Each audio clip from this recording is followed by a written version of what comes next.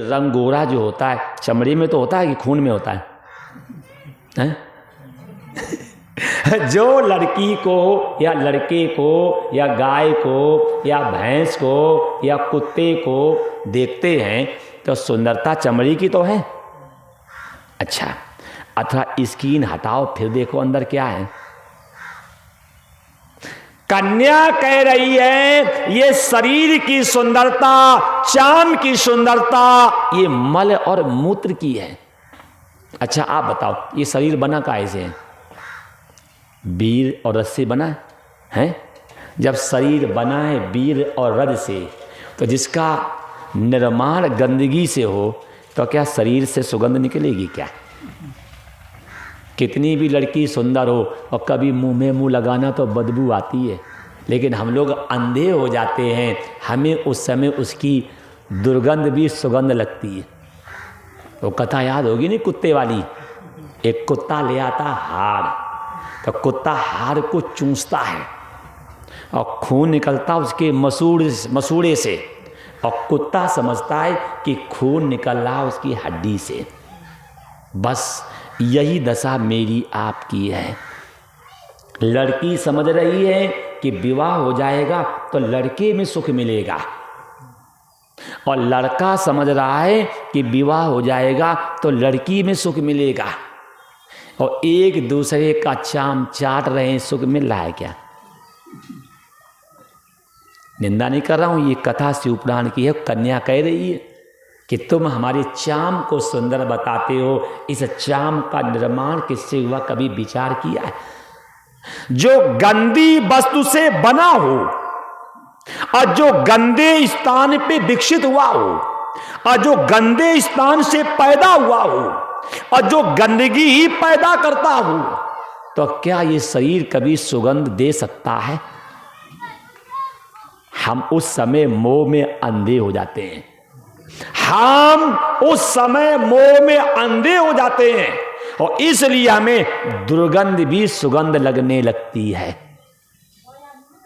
अगर लड़के में सुख होगा तो स्वयं लूटेगा, तुम्हें क्यों देगा भैया? बोलो। अगर हम में सुख है चमड़े में तो हम स्वयं चाटेंगे, तुम्हें क्यों देंगे भैया? उस समय हम लोग मोह में अंधे हो जाते हैं। इतने अंधे हो जाते हैं कि हमारा विवेक काम नहीं करता है। कन्या कह रही है ये शरीर की सुंदरता देख रहे हो? अरे शरीर का निर्माण हुआ गंदगी से, और जो गंदी धातु से जिसका निर्माण हुआ हो तो गंदा ही होगा, कभी शुद्ध हो नहीं सकता। देखो तो पहले मेरी मतलब बहनें जो होती थी, अगर सुंदरता होती थी तो दूसरों को फंसाती नहीं थी बल्कि दूसरों को समझाती थी। अब तो सुंदर है कम, और जा जा करके ब्यूटी पार्लर सुंदर बनेगी ज़्यादा। अब फिर देखो, फिर कहोगे तुमने देखा कहाँ है? हमने देखा नहीं, हमने पूछा है। एक बहन जी के बाल ऐसे लटके यहाँ, तब ने कहा बहन जी जो चिमकी लगी तो ऊपर कर लिया करो, फैशन है। हमने कहा बहन जी अगर बाल लटकाना ही अगर फैशन है तो रीझ के तो सारे बाल लटके रहते हैं, तो अब तक उसको ख्याति मिली चाहिए मिस इंडिया मिस वर्ल्ड की। क्यों भाई? भालू को देखा, भालू को उसके सारे बाल खुले रहते हैं, बांधता कहीं क्या? तो अगर बाल खोलना ही अगर फैशन है तो भालू को तो मिस इंडिया मिस वर्ल्ड की ख्याति मिलनी चाहिए, उसके तो सारे बाल खुले रहते हैं। ये हम निंदा नहीं कर रहे हैं, न हम सुंदरता की आलोचना कर रहे हैं। ये आलोचना इसलिए लिखी गई जाकि शरीर के प्रति सत्यत्व भाव ना बने। स्वयं तुलसी कह रही है ये ब्राह्मण ब्रह्मचारी, तुम चाम की सुंदरता को देख करके आसमान से उतर करके नीचे आ गए हो, और ये शरीर बना किससे है? गंदगी से, और जिस शरीर का निर्माण गंदी धातु से हुआ हो वो शरीर कभी शुद्ध हो नहीं सकता। अच्छा आप बताओ, शरीर के इतने गेट हैं, किसी गेट से सेंट निकलती क्या? और हमें तो ये लगता है कि सबसे कुरूप अगर है तो मनुष्य है, सबसे ज्यादा कुरूप और सबसे ज्यादा गंदा अगर है तो मनुष्य है। अच्छा आप बताओ, कुत्ते को कभी नाई की दुकान पे शेविंग करवाते देखा? देखा कभी? नहीं देखा। और हम अगर 2-3 महीने ना बनाए तो जंगल तैयार हो जाएगा।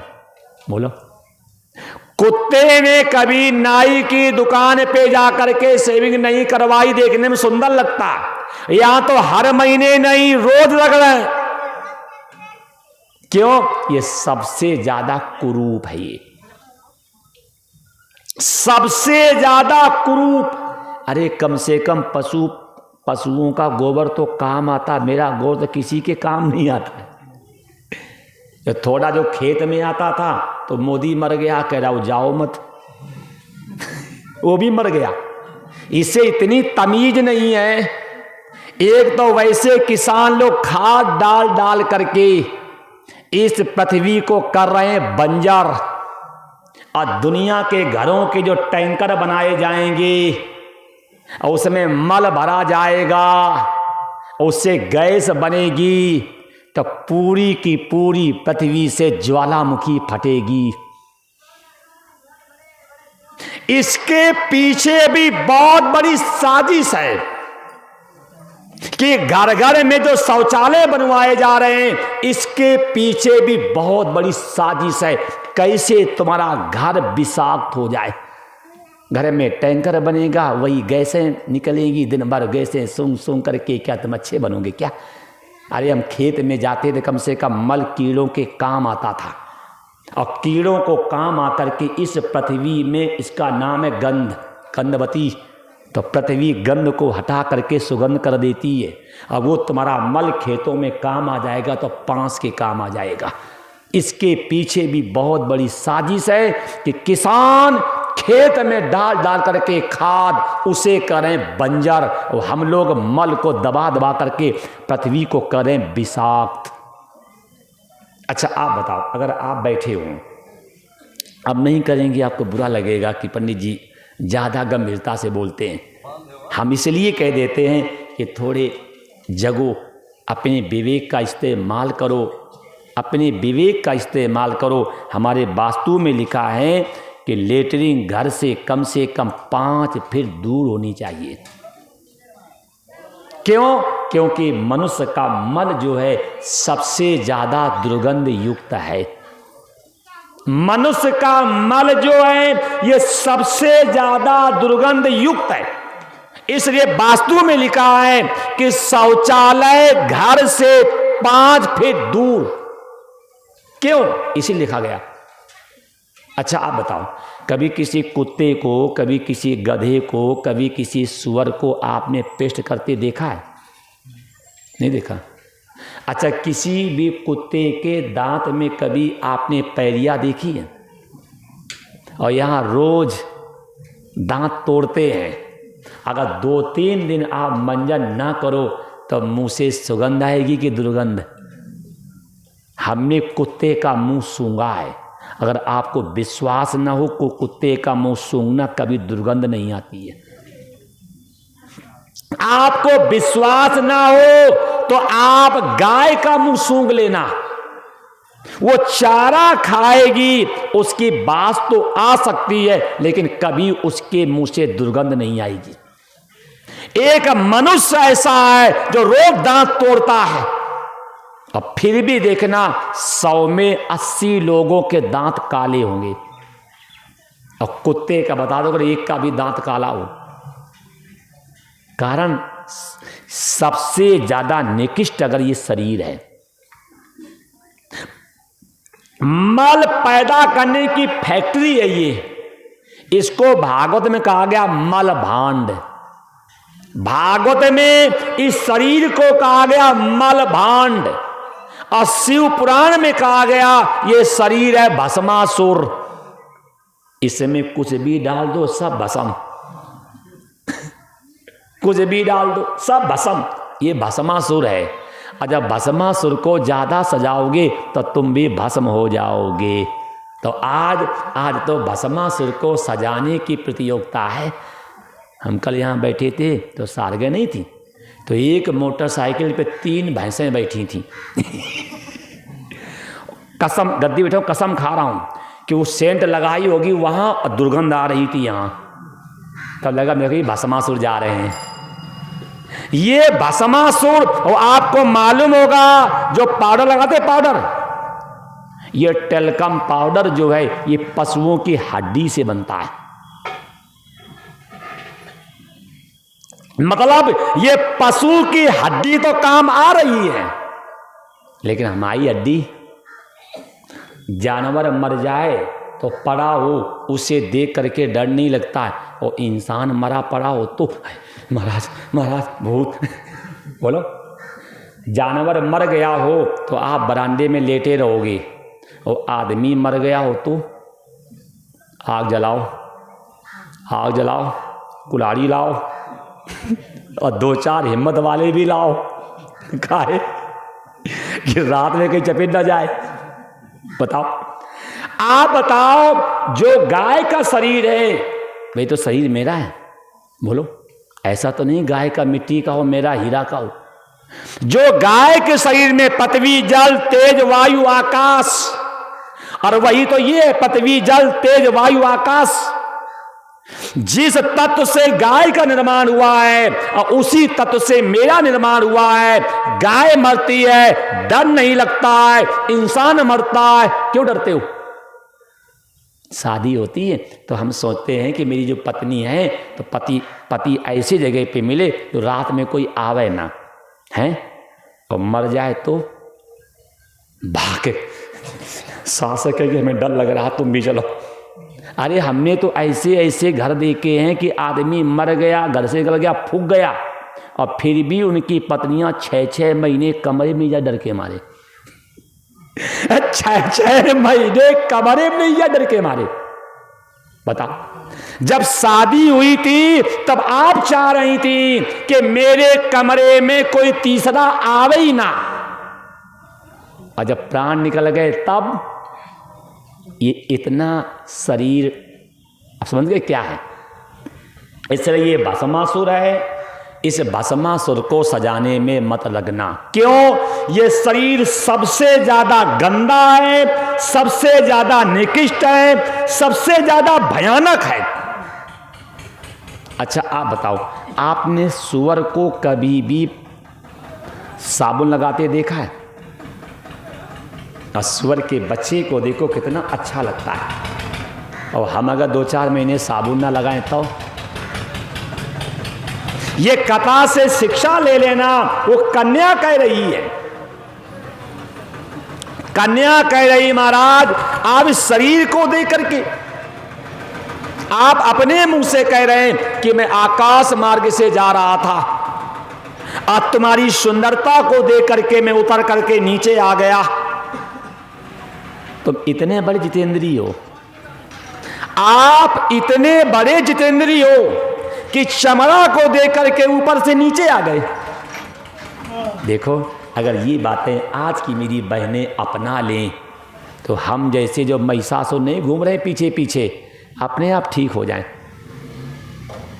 अगर ये शिक्षा, ये उपदेश आज की बहनें, आज की माताएं जीवन में अपना ले, जो महिषासुर पीछे नहीं घूमते रहते पीछे पीछे, ये महिषासुर अपने आप ठीक हो जाए। लेकिन आज तो हमारी बहनें समझती हैं ये सुंदरता किस लिए? लड़कों को पटाने के लिए। देख लो, 50 रुपया का मोबाइल लो पुराना और डलवा दो बैलेंस, और किसी को गिफ्ट में दे दो, रात भर बात कर लो, प्रेम चालू हो गया। अब बैलेंस डलवा दो, बात चालू, प्रेम चालू। पहले ऐसा नहीं था। पहले माताओं को, बहनों को अपने धर्म की रक्षा के लिए कुछ, देखो याद होगा पद्मावती कथा आपने सुनी होगी, न सुनी हो तो मोबाइल में देख लेना। पद्मावती इतनी सुंदर थी कि अलाउद्दीन खिलजी ने जब पद्मावती की सुंदरता सुनी तो डिप्रेशन में हो गया। उसने कहा कि मुझे पद्मावती को देखना है,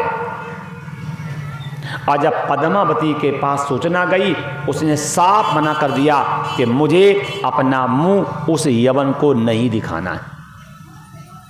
साफ कह दिया कि मुझे अपना मुंह उस यवन को नहीं दिखाना। और हमारी बहन जी जयमाला में सबको दिखाती हैं, अजंतड़ी बजंतड़ी संतड़ी तंतड़ी मंतड़ी पंतड़ी सब। फिर भी मेरी माताओं के पास पैसा फ्री का है, फिर भी मुंह देखने जाती तो पैसा दे के आती। फिर भी आप देखिए कि वहां तो सबने मुंह देखा, अब फिर भी तुम जा करके पैसा बर्बाद करें। ये कौन सी बुद्धिमानी तुम्हारी, बोलो, ये कौन सी तुम्हारी बुद्धिमानी? अलाउद्दीन खिलजी ने कहा मुझे पद्मावती का मुंह देखना है, साफ कह दिया मुझे उस यवन को मुंह नहीं दिखाना। अब राजा था, है कि नहीं? उसने कहा अगर मुंह नहीं दिखाओगे तो मैं पूरे राज्य को नष्ट कर दूंगा। तब क्या किया गया? शीशा लगाया गया, दर्पण, और शीशा में पद्मावती ने मुंह किया है और अलाउद्दीन खिलजी ने शीशा में मुंह देखा है। और जिस समय शीशा में मुंह देखा कि पद्मावती इतनी सुंदर थी कि उसने सीधे कहा कि अब मुझे पद्मावती चाहिए। अगर जिंदा नहीं ला सकते हो तब मार के ले आओ, जाओ। जिंदा नहीं तो मार के ले आओ। पद्मावती ने सोचा कि जिंदा में तो छू नहीं पाया, अरे मरने के बाद पता नहीं चाटेगा कि खाएगा कि अचार रखेगा कि शोकेस में चपकाएगा। आपने कथा पढ़ी होगी कि वो आग में जलना तो स्वीकार किया, आग में जलना तो स्वीकार किया, लेकिन अपने शरीर पे किसी का हाथ नहीं लगने दिया। ये कथा आज की बहनों को पचेगी क्या? ये कथा आज की बहनों को पचेगी क्या?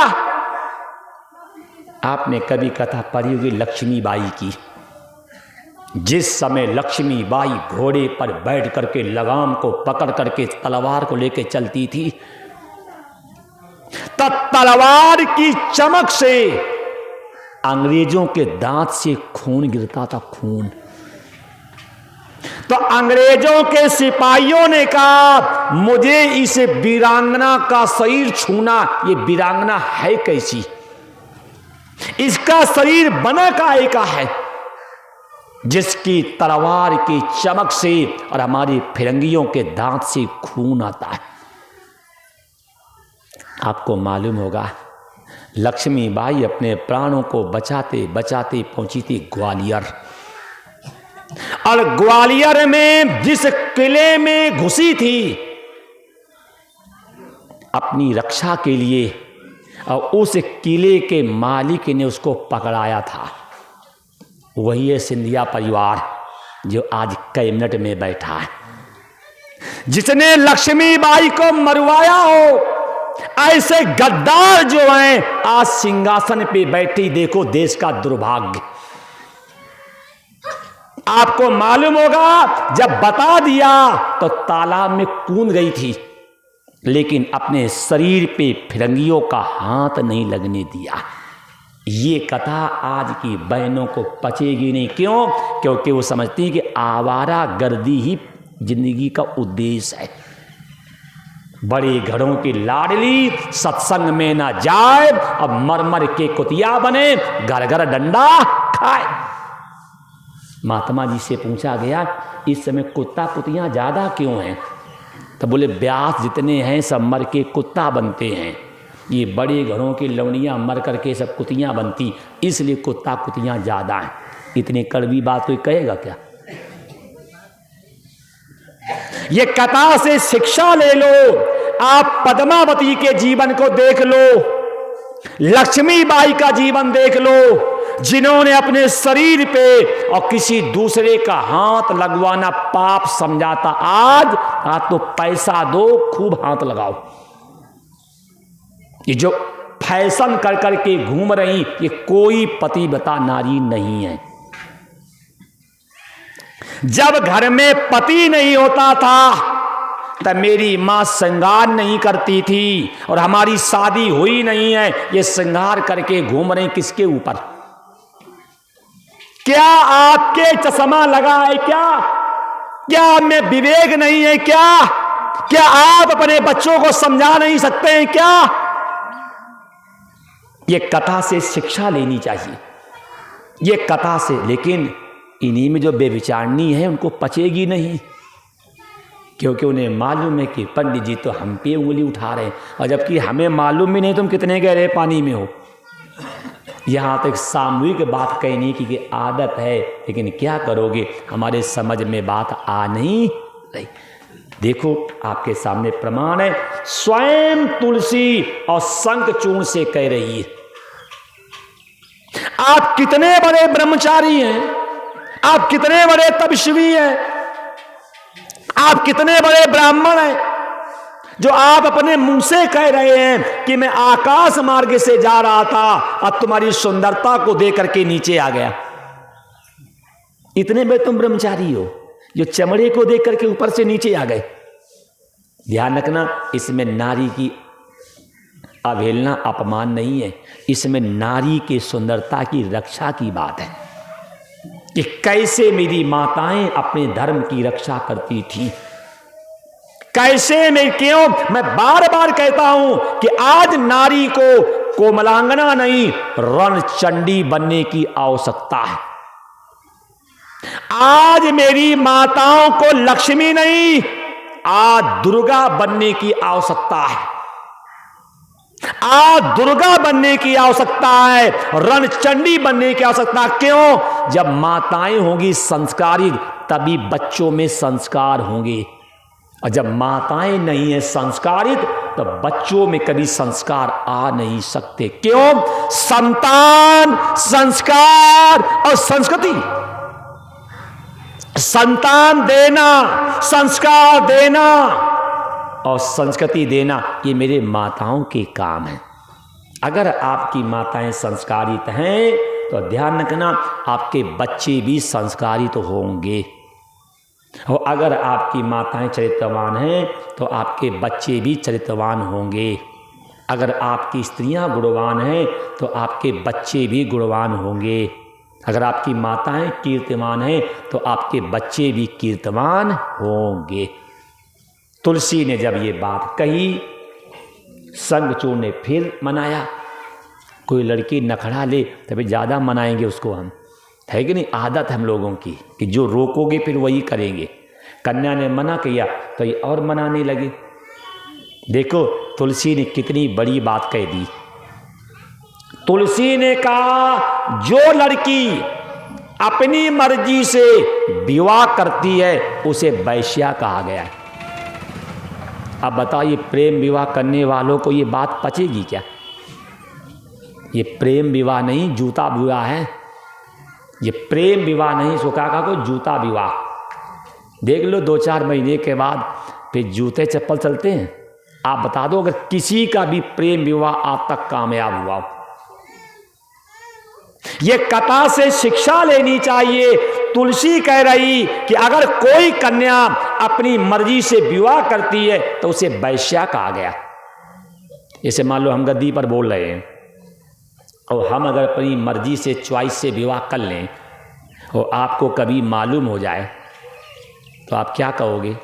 इतने पढ़े लिखे पंडित जी, इन्हें शर्म नहीं आई प्रेम विवाह करते समय, कहोगे?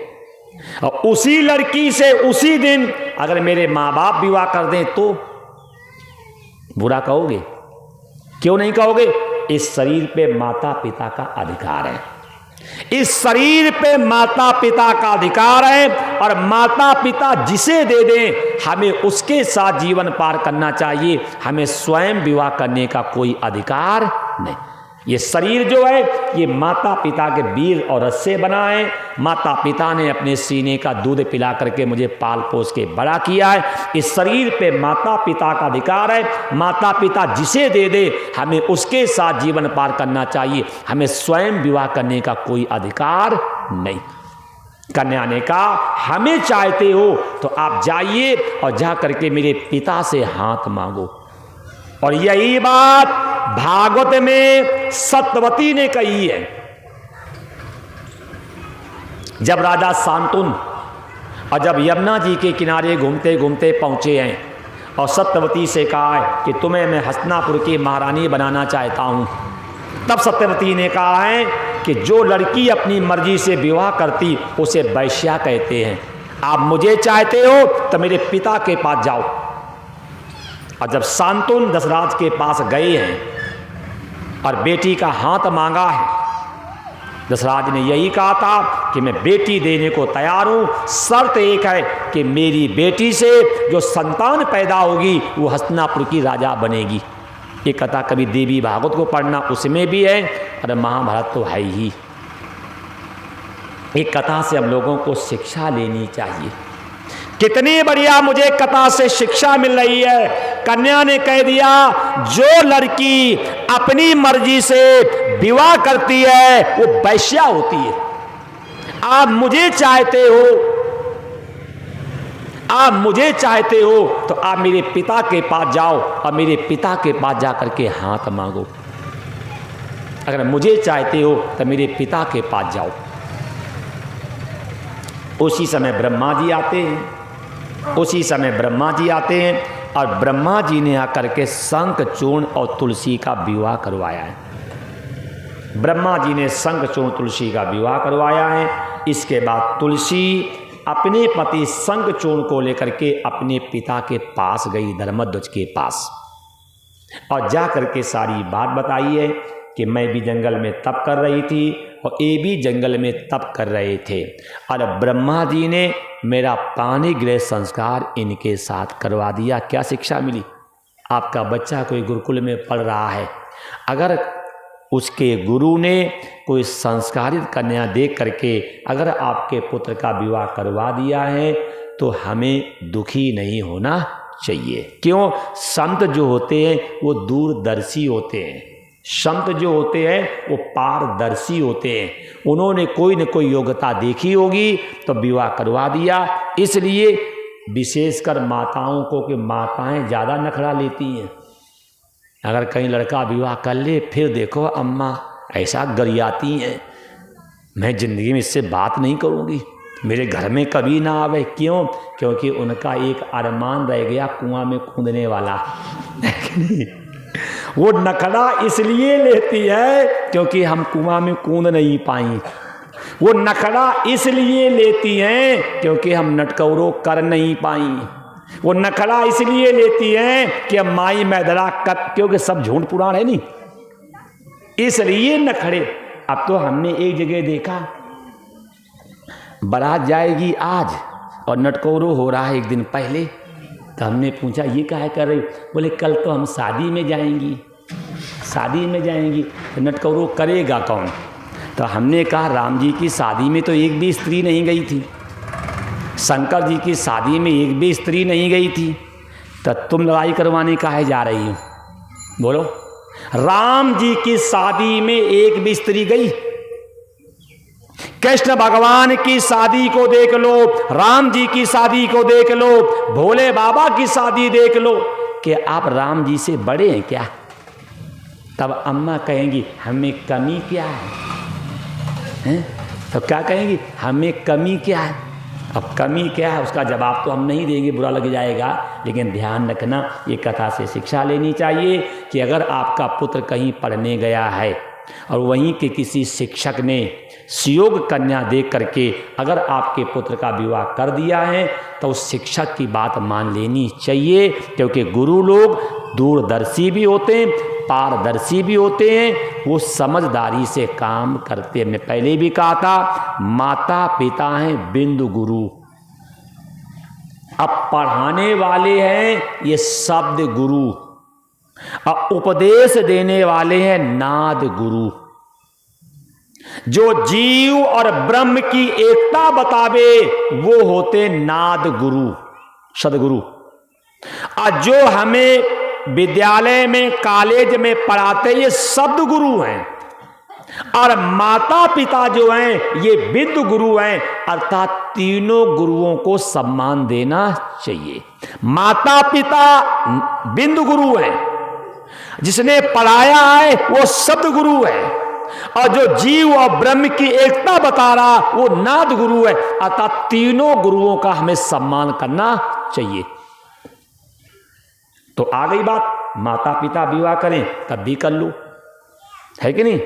शब्द गुरु विवाह करवावे तब भी कर लो, और नाद गुरु विवाह करवावे तब भी हमें कर लेना चाहिए।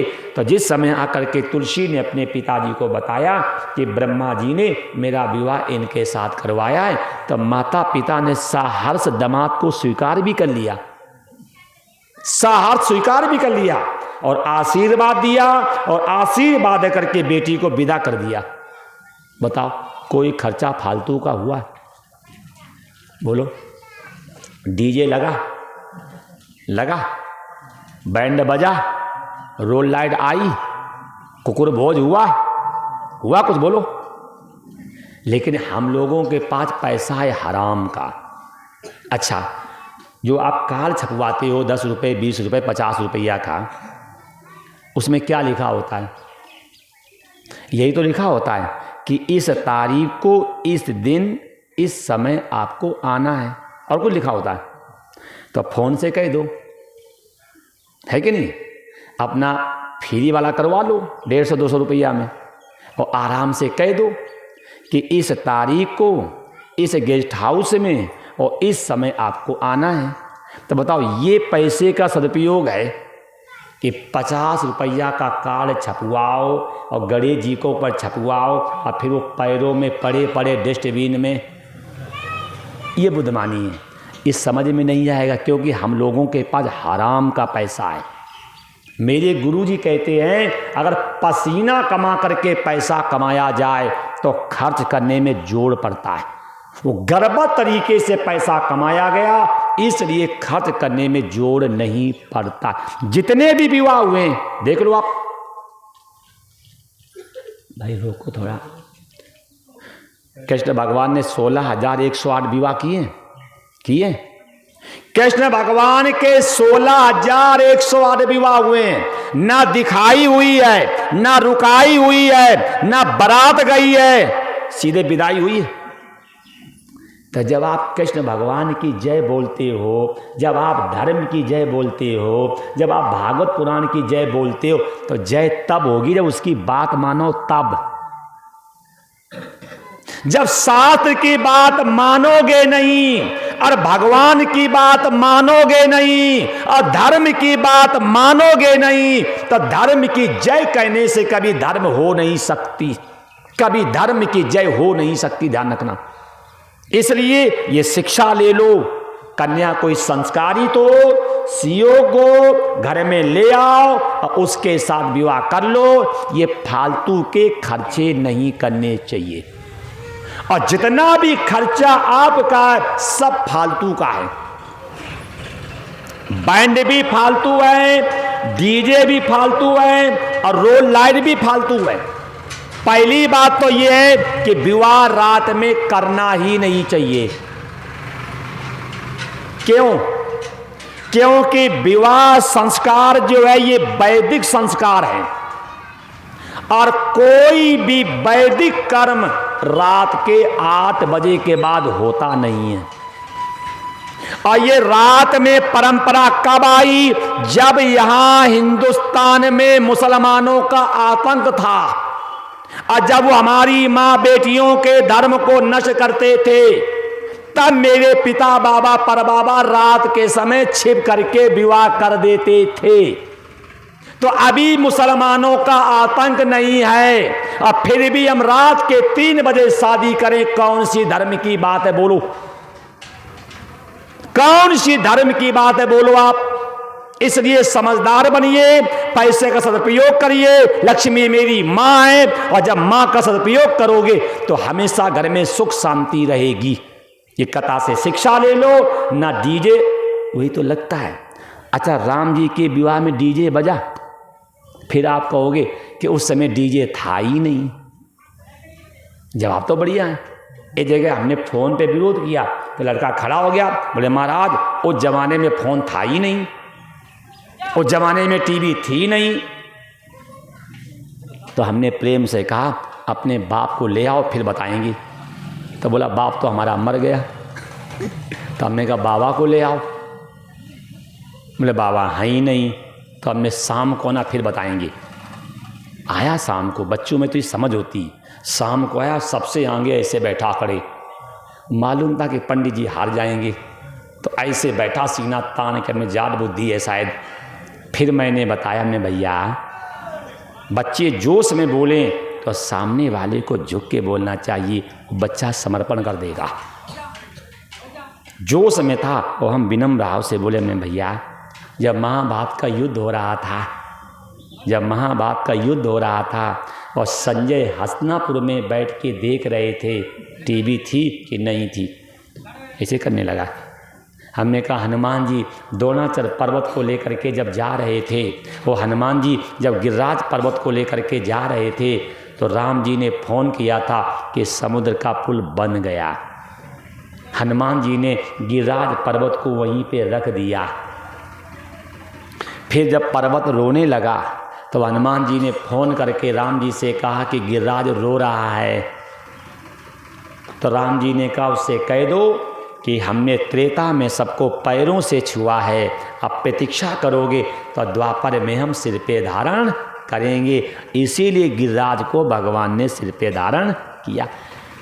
चुप हो गया। बस वो ऐसा फिर भक्त बना कि जब उस क्षेत्र में जाता हूँ तो पूरा समय निकाल के कथा सुनता है। ये कथा से शिक्षा ले लेना कि ये व्यर्थ का तर्क मत देना कि उस जमाने में डीजे नहीं था, उस जमाने में रोड लाइट नहीं थी, उस जमाने में बैंड नहीं था, उस जमाने में कुकुर भोज नहीं होता था। ये सब फालतू की बातें। उस जमाने की रोड लाइट तो ऐसी थी कि रावण जहां चाहता था वहां सूर्य भगवान से प्रकाश करवाता था। उस समय रावण का आतंक था, रावण जहां चाहता था वहां वायु था, झाड़ू लगाते थे। रावण के राज्य में कहीं भी पानी की व्यवस्था नहीं थी। जब लंका में आग लगी है तो पानी था ही नहीं। तब रावण ने मेघ से कहा पानी बरसो। क्या उसका आतंक होगा कि अगर पानी की आवश्यकता हो, याद करिए वरुण देवता लोटा लेकर के पिलाने आते थे। अगर लाइट की आवश्यकता हो तो सूर्य भगवान का ध्यान करिए और टार्च लेकर के दिखाने आते थे। तो बोलो उस समय रोड लाइट थी कि नहीं थी? उस समय तब वाली थी और इस समय दूसरी वाली है। ठीक, तो अपने प्रश्न पे आ जाओ। इसके बाद शंखचूर्ण तुलसी को लेकर के गया है अपने पिता के पास। अपने पिता विप्रचित और अपनी मां को प्रणाम किया, भागवती को। अपनी मां को प्रणाम करके कहा माता जी मैं जंगल से तपस्या करके आ रहा था, और अब मैं जंगल से तपस्या कर करके आ रहा था और ब्रह्मा जी ने इस कन्या के साथ मेरा विवाह करवाया है। ब्रह्मा जी ने इस कन्या के साथ मेरा विवाह करवाया। जिस समय ब्रह्मा जी का नाम सुना तब माता पिता ने कन्या स्वीकार भी कर ली। और आज के माता पिता स्वीकार इसलिए नहीं करते क्योंकि दहेज के भूखे हैं, क्योंकि उनका अपनी कमाई से पेट नहीं भरा, लड़की की कमाई से पेट नहीं भरा, खेत की कमाई से पेट नहीं भरा, दुकान की कमाई से पेट नहीं भरा, तो खेत से मतलब पेट से पैदा कर करके और संतान को बेच करके दहेज लेकर के का पेट भरेगा। देखो दहेज लेना माने है संतान को बेचना। दहेज लेना माने संतान को बेचना। जिस संतान को पेट से पैदा की है और उस संतान को बेच करके का पेट भरेगा क्या? इसे ध्यान रखना कि हम लोगों को ऐसा भिखारी नहीं बनना चाहिए कि अपने बच्चों का भी विक्रय कर दो। ऐसे भिखारी मत बनना। अपने नहीं कहते अपने हाँ जगन्नाथ। हमेशा अपने परिश्रम पे विश्वास करना चाहिए कि हम नमक रोटी खाएंगे और सीना तान करके जिएंगे। नमक रोटी खाने की आदत डालो, आधी रोटी खाने का आदत डालो, लेकिन स्वाभिमान के साथ रहने की प्रवृत्ति बनाओ कि हमें रोटी आधी खानी है वो नमक से खानी है, लेकिन हमें स्वाभिमान से समझौता नहीं करना है। बड़े प्रेम के साथ रहने लगे। धीरे धीरे शंखचूड़ में अभिमान आया है। जब शंखचूड़ में अभिमान आया है तो इसने गौओं को, ब्राह्मणों को, संतों को, पतिव्रता नारियों को परेशान किया है। क्यों? ये पृथ्वी जो है इसको 7 लोग धारण किए। गोवि विप्रस्य वेदस सती सत्यवादी अलुब्धो दानशीलस सप्तवीर धारते मई। 7 लोग इस पृथ्वी को करें धारण। गो गाय, गो विप्र ब्राह्मण, गोवि विप्रस्य माने वेद, गोवि विप्रस्य वेद सती पतिव्रता नारियां सती, दानशीलस दानशील, सत्यवादी निर्लोभी उदार, ऐसे 7 लोग इस पृथ्वी को करें धारण। गोवि विप्रस्य वेदस सती सत्यवादी अलुब्धो दानशीलस सप्तवीर धारते मई। 7 लोग इस पृथ्वी को धारण किए और इसने 7 पे अत्याचार किया। एक दिन तुलसी स्नान करके आ रही थी और जब तुलसी स्नान करके आ रही थी तो तुलसी ने रोने की आवाज़ सुनी।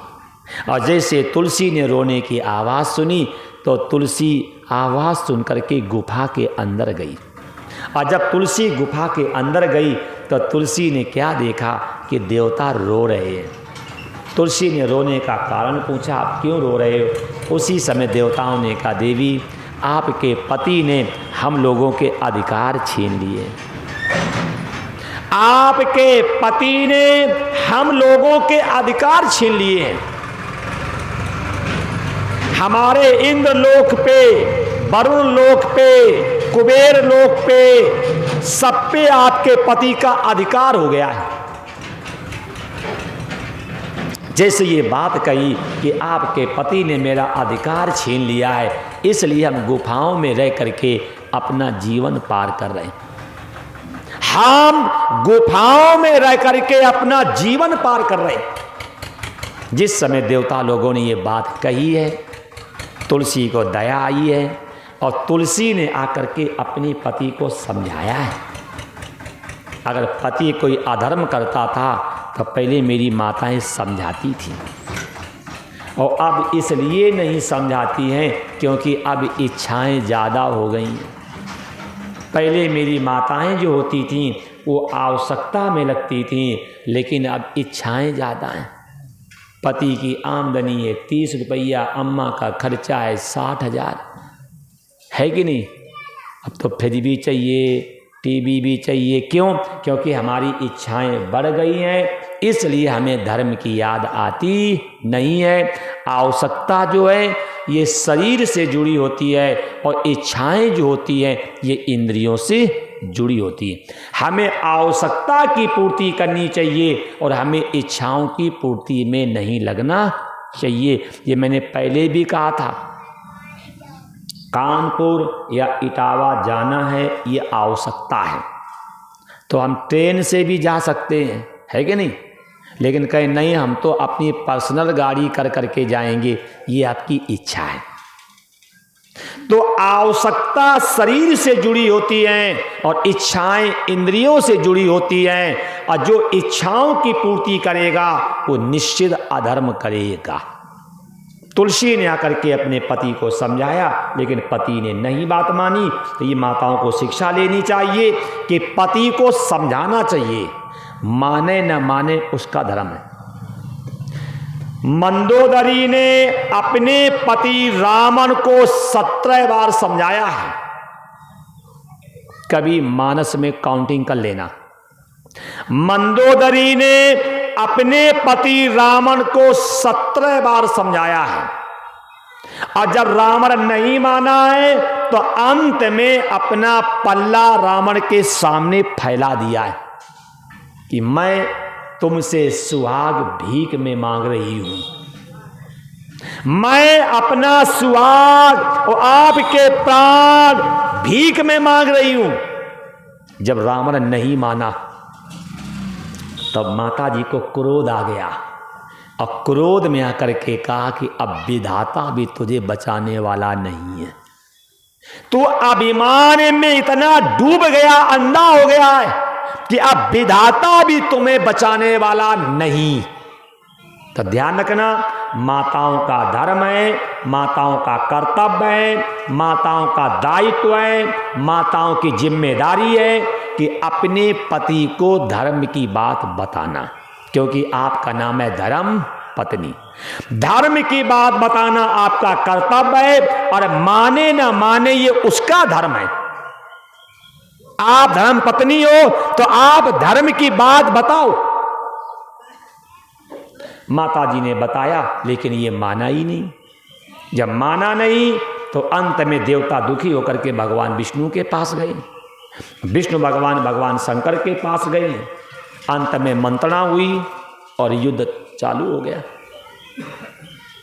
कई दिनों तक शंखचूर्ण और देवताओं का युद्ध हुआ, लेकिन ये मर ही नहीं रहा। और जब मर नहीं रहा तो उसी समय ब्रह्मा जी और भगवान विष्णु और शंकर मंत्रणा करते ये मरेगा कैसे। तब बताया गया कि जब तक इसकी पत्नी में धर्म है तब तक ये मरेगा नहीं। उसी समय भगवान विष्णु से कहा गया कि आप जाओ और जा करके इसकी पत्नी का धर्म नष्ट करो। शंखचूर्ण कर रहा है युद्ध और भगवान विष्णु ने शंखचूर्ण का रूप लिया और शंखचूर्ण का रूप लेकर के और दोपहर के समय घर पहुंच गए। और जैसे दोपहर के समय घर पहुंचे तो तुलसी ने देख करके कहा, स्वामी आप तो सायंकाल आते थे, आप दोपहर में क्यों आ गए? आप तो सायंकाल आते थे, दोपहर में क्यों आ गए? उसी समय का देवी हमने युद्ध करने का निर्णय छोड़ दिया है और हमने देवताओं का राज उनको वापस दे दिया है। मनुष्यों के अधिकार मैंने वापस दे दिए, अब हम अपने राज का ही भोग करेंगे। तुलसी ने कहा, स्वामी मैंने भी तो आपसे यही कहा था कि दूसरे की संपत्ति का भोग करने वाला व्यक्ति अशांत रहता है। अगर हम दूसरे के अधिकार का भोग करेंगे तो हम अशांत रहेंगे। और आज ध्यान रखना, हम लोग हमेशा दूसरे का अधिकार का ही भोग करना चाहते हैं। नेता लोग क्या कहते हैं? हमें सेवा करने का अवसर दो। अच्छा सही देखना, ये सेवा करते हैं क्या? आपके खून और परिश्रम की कमाई का दुरुपयोग करते हैं। नेता कहते हैं हम सेवक हैं और सेवक आ रहा है प्लेन से हैं।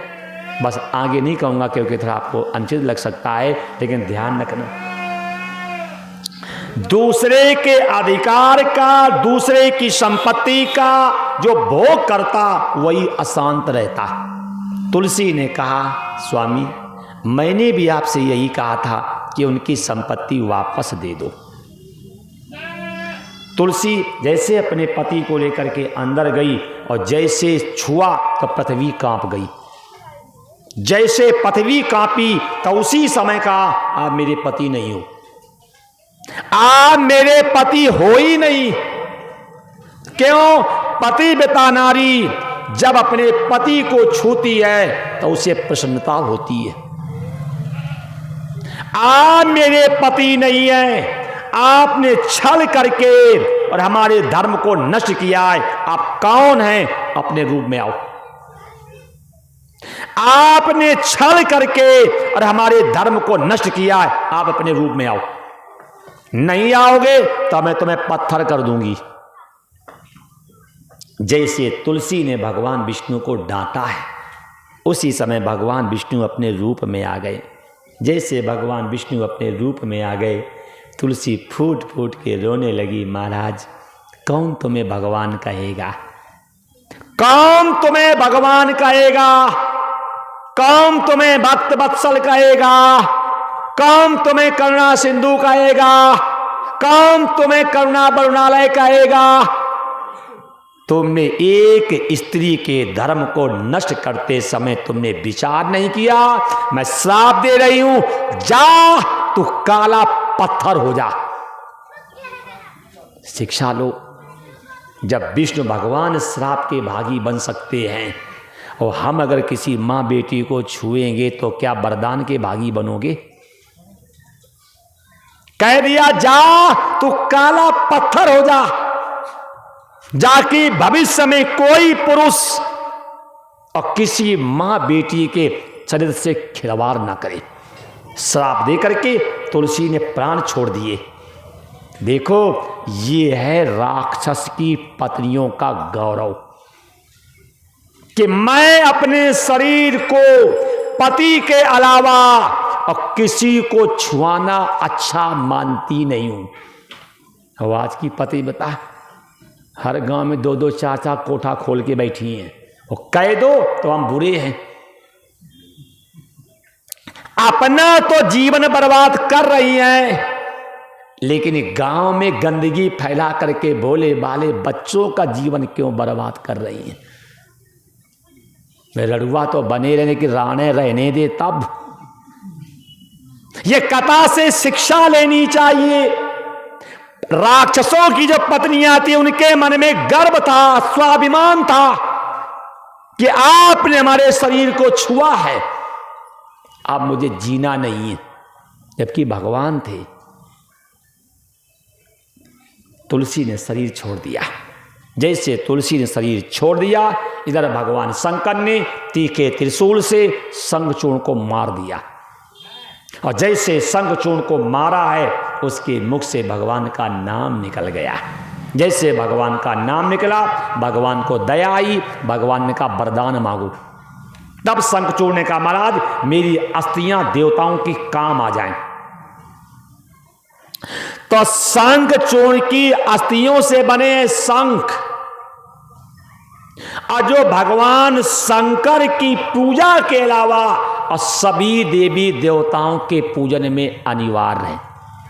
शंकर जी की पूजा कभी भी शंख से नहीं करनी चाहिए।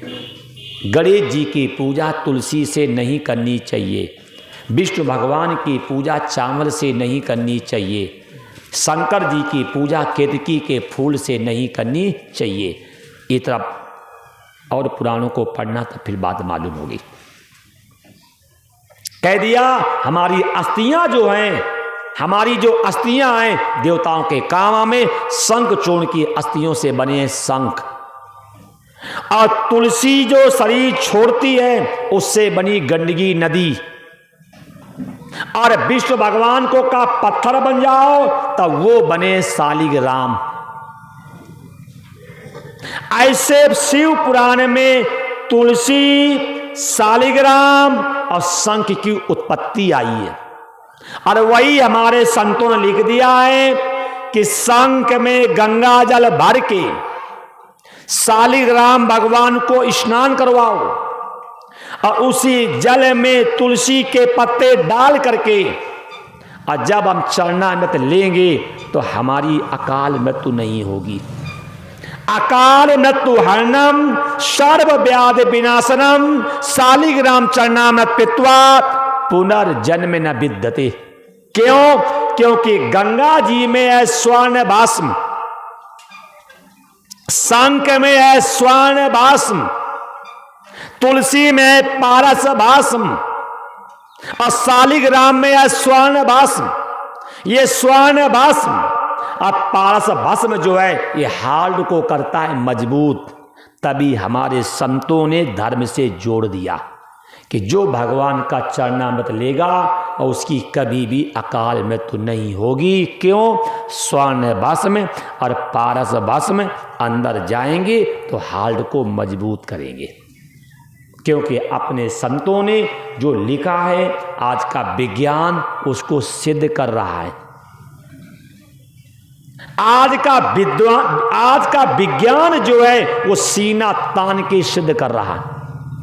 ये कथा से शिक्षा लेनी चाहिए। ये शिव पुराण में तुलसी, शालिग्राम, शंख की उत्पत्ति कथा आई। इस कथा से शिक्षा क्या लो? इस कथा से पहली शिक्षा ये लेनी चाहिए, प्रत्येक पिता चाहता है कि मेरे अधूरे संकल्प को पुत्र पूर्ण करे। जैसे विप्र चित्र को अजर अमर नहीं किया तो उसने कहा कि मेरा जो पुत्र पैदा हो वो देवताओं द्वारा अजय हो। पहली शिक्षा लो, मतलब हम पुत्र हैं, हमें माता पिता के अधूरे संकल्प को पूर्ण करना चाहिए। दूसरी शिक्षा कथा से ये लो, अगर मेरी स्त्री अपने धर्म का पालन करे तो कोई भी पुरुष उसके सुहाग को उजाड़ नहीं सकता। और अगर ये माताएं अगर विधवा होती हैं तो ये उनके पाप हैं। पति प्रतिकूल जन्म जहाँ पाई और विधवा होई पाई तरुणाई। जो स्त्री अपने पति का अपमान करती है, अपने पति को नीचा दिखाती है, अपने पति का बुरा करती है, और वही स्त्री वैधव्य दोष की मालकिन बनती है। अगर मेरी माँ अपने धर्म का पालन करे तो उसके सुहाग को उजाड़ने की क्षमता किसी में नहीं है। तीसरी शिक्षा लो, पत्नी वही है जो अपने पति को हमेशा धर्म की प्रेरणा दे, क्योंकि नाम है धर्म पत्नी। अपने पति को धर्म की प्रेरणा दो। अगली शिक्षा लो, वरदान मिलना सरल है, इसको पचाना बहुत कठिन है। इसे वरदान तो मिल गया, इसने दुरुपयोग किया। और कथा से शिक्षा लो, जब भगवान विष्णु श्राप के भागी बन सकते हैं, अगर हम किसी माँ बेटी से खिलवाड़ करेंगे तो हम भी श्राप के भागी बनेंगे। और कथा से शिक्षा लो, हम भी ऐसा काम करें जो हमारा शरीर किसी के काम आवे। जैसे संग छोड़ने का मेरी अस्थियां देवताओं के काम आवे, तो हम भी कोई ऐसा काम करें जो हमारा शरीर भी समाज के काम आवे। खोज अपनी करो, सेवा समाज की करो और प्रेम ईश्वर से करो। खोज अपनी करो, आप हैं क्या, और सेवा करो समाज की। क्यों? शरीर विनाशी है और संसार विनाशी है, तो शरीर से संसार की सेवा करो, अब प्रेम करो ईश्वर से। समाज जो है सेवा पात्र है और ईश्वर जो है ये प्रेम पात्र है। ये बातें तीनों ध्यान रखना, और तीन बातें और ध्यान रखना। सदा यहां रहना नहीं। अच्छा, सदा लहरापुर में रहोगे आप? सदा यहां रहना नहीं, और लेकर के कुछ जाना नहीं। जाओगे लेकर के खेत, मकान, दुकान, बीबी, बच्चे, बैंक का बैलेंस, जाओ लेकर के। सदा यहां रहना नहीं और लेकर के जाना नहीं और वापस पुनः आना नहीं, तभी पाप काहे कर रहे हो? सदा यहां रहना नहीं, लेकर के कुछ जाना नहीं और वापस पुनः आना नहीं। ये तो माताओं का डुकरिया पुराण है। जब कोई मर जाएगा तो राख को ढक के रखेंगी, देखेंगे कि रात में आएंगे कि नहीं आएंगे, फिर कहेंगे देखो पैर छपे, पैर ये आ गए। क्या झूठ पुराण। दारू पीते पीते मरे थे, वो नहीं भरेंगे क्या?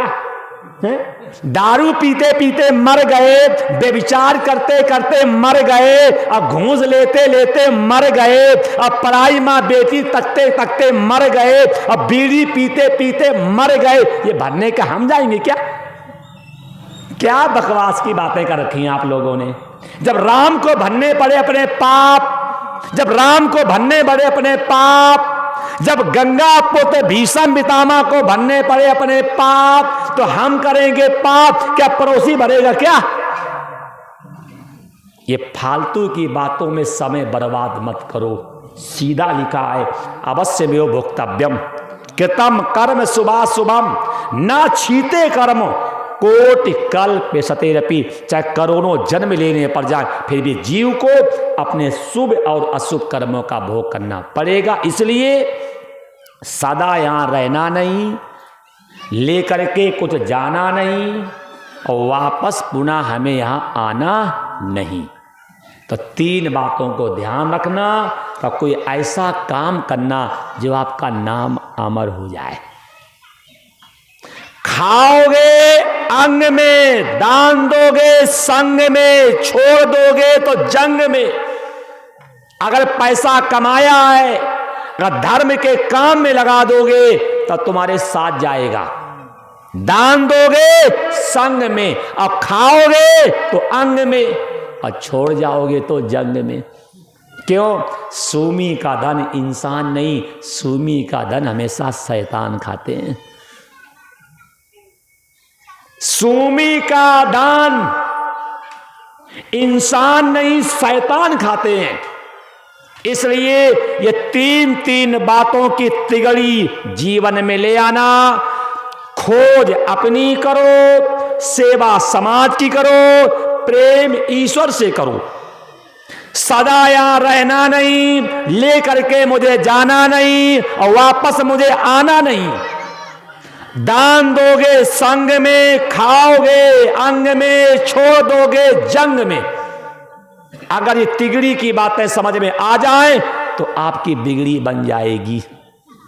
तिगड़ी को जान लो, बिगड़ी बन गई।